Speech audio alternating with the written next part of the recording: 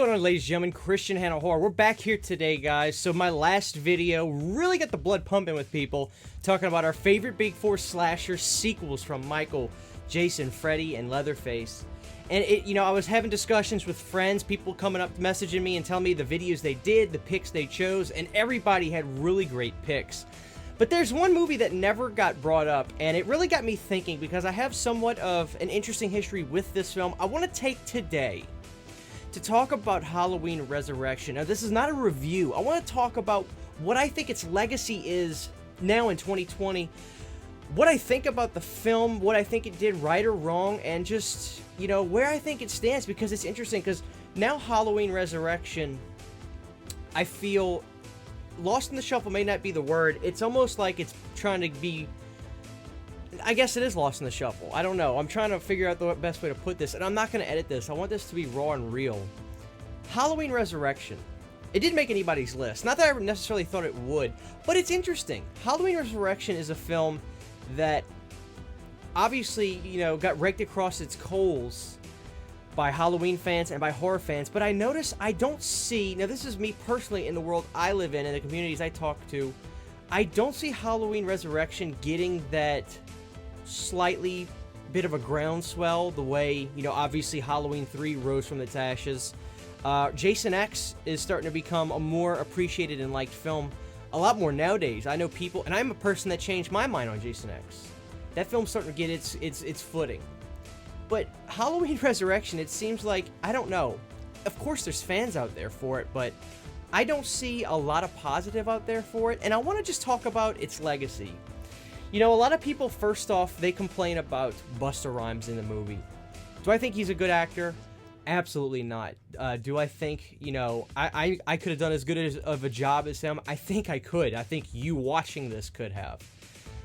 But I don't get mad at Busta Rhymes for that. I don't blame Busta Rhymes for that. He got the job to do a movie. He did the movie. It's funny. I talk about how everybody is so upset. There's a lot of people who don't like the Rob Zombie Halloween films, and so they hold a resentment towards him. I always say, why are you not mad at the Weinsteins? Because they're the ones that wanted him.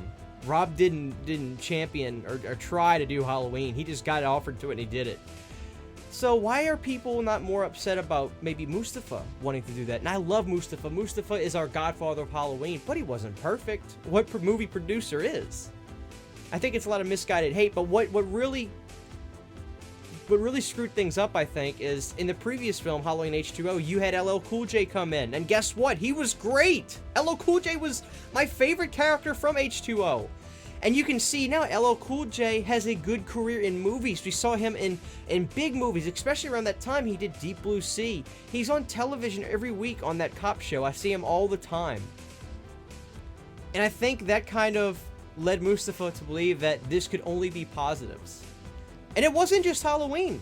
We saw this in a lot of horror movies.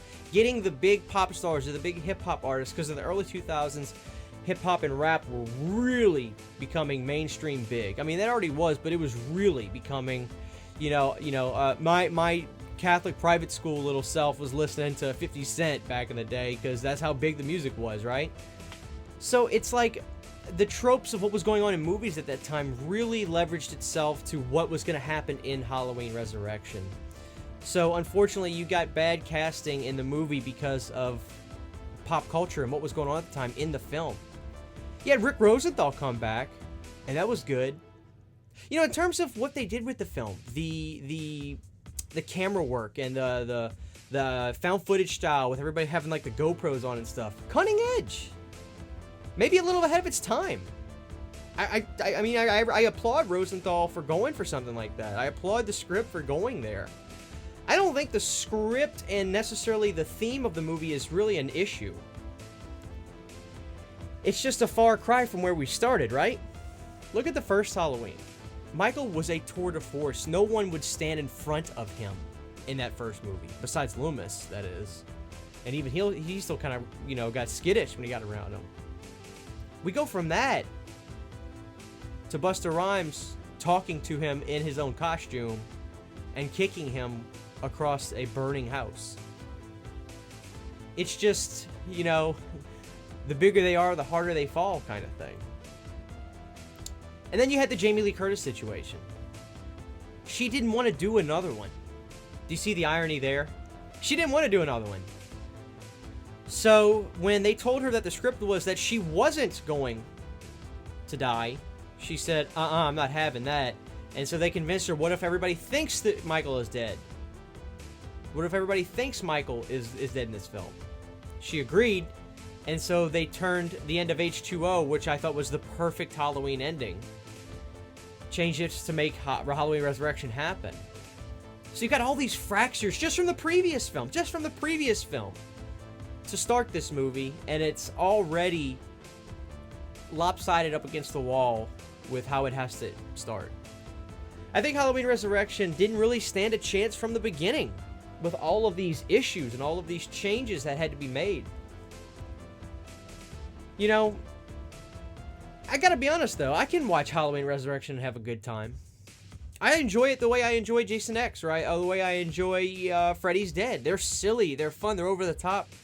But there's some entertaining stuff in Halloween Resurrection to me. I think Michael's mask and Bread Luray, I think is his name, looked good, had a good look for Michael. The musical scores were good. The Halloween theme sounded great. I think the film is just a true sign of that time. On top of the fractures of Jamie not wanting to do another one, but begrudgingly doing it only if she could die in the next one. And that's the first time we ever saw Michael pretty much aimless in the film. You know, when you go from 1 to 2, it's all about Jamie. Then you go Jamie Lee Curtis. And then you go from 4 to 5, it's all about Jamie Lloyd. He's trying to track her down. 6 brings back Tommy Doyle, and, you know, you've got these root connections with Michael. H2O, we go back to Jamie Lee Curtis. But in Halloween Resurrection, here's our first time seeing an aimless Michael just going home. It's interesting. It's a film that I'm kind of glad it exists. Is it a black sheep? Sure. But every now and again, you want to see a black sheep. And I'm not surprised that nobody really picked Halloween Resurrection, but I wanted to take this day to just talk about the film and what I think its legacy is. I think that Halloween Resurrection is just a true sign of the time of that pop culture, hip-hop people in horror movies. The dialogue stemmed from Scream and movies as such that were already getting burnt out by that point, and the character styles of that era. But it's still a film in that time period that has Michael Myers in it. And when I'm in the mood to watch Valentine, and when I'm in the mood to watch Urban Legend and stuff, I'll want to pop on Halloween Resurrection. I'll want to. And I think that's fine. I think it's okay to say you enjoy Halloween Resurrection. You don't have to say it's a good movie or a bad movie. Who's to say? I'm no judge. I'm just a fan of movies. But I'm not upset that Halloween Resurrection happened. What's really interesting is there's so many people today that still want to have a movie in continuity with Halloween Resurrection. They'll rake it up against the coals, but they still want a sequel canon with it. I find that interesting. Not a bad way either. I think that's kind of cool. All in all, I guess what I'm trying to say is, I think Halloween Resurrection